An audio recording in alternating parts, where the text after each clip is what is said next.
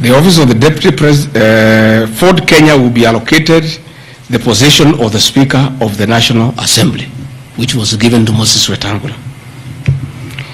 In accord with Article 2.1 of the Power Sharing Agreement, ANC and Ford Kenya would have a 30% share of national government positions.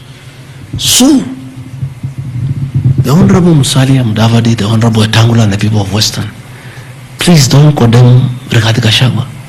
The agreement is here, defining your share in the government. It is not me. I did not sign this document. It was signed by Musalia, Wetangula, and President William Ruto. So when I say about this share thing in terms of positions, I've never talked about resources, about development.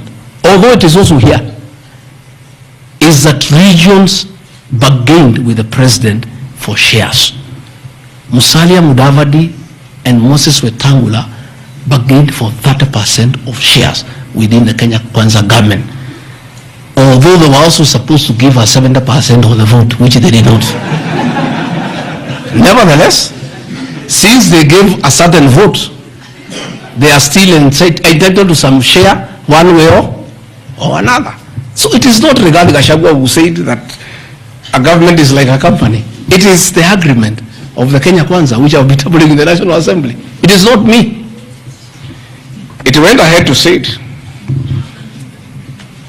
He said, ANC and Ford Kenya would have 30% share of national government positions.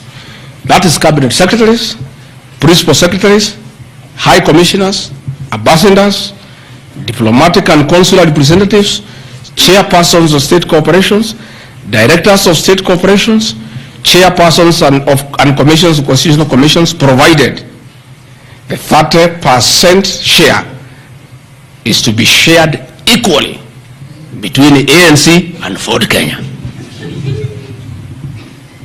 Sasa mimi nikiambia watu wafuate share yao, makosa yangu ni gani? Iko hapa. I did not sign. They went ahead. Musalia Mudavadi and Wetangula, and they must follow these things. Because I will not follow for them, because I was not party to the Western agreement. The agreements were with regions. So when people say I'm dividing regions, I'm simply following the Kenya Kwanza agreement of the way it was debated. They went ahead and said, Article 22 of sharing agreement set out a list of priority projects which Kenya Kwanza would endeavor to fulfill in the ANC and Ford Kenya strongholds of Western Kenya between 2022 to 2027 on a priority basis. Musalia Mudavadi and Wetangula signed a package for Western Kenya. I've never had anybody call them tribalists, but they signed an agreement demanding for Western Kenya. They demanded, and it was agreed it will be done, completion of all incomplete or stored bitumen roads, construction of an extra 1,000 kilometers of bitumen in Western Kenya, revival and modernization of sugar factories in Western Kenya, establishment of new industries identified in Article 22 of the agreement.